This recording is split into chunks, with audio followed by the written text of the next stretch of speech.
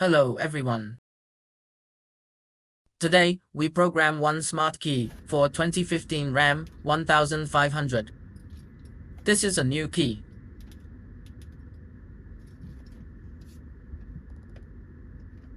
Key program. Dodge. RAM 1500.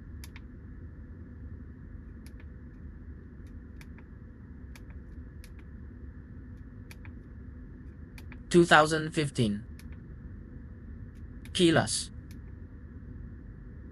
Put new key fob to be programmed inside car and take other key fob outside car. Add keyless. Turn hazard light on and turn ignition off. OK. OK. OK. Within 30 seconds, put key fob close to the start engine button and press unlock button on the key fob remote once. Press the unlock button once. OK.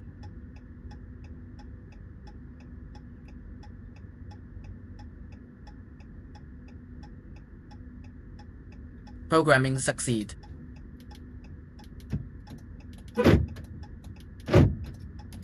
Remote works properly.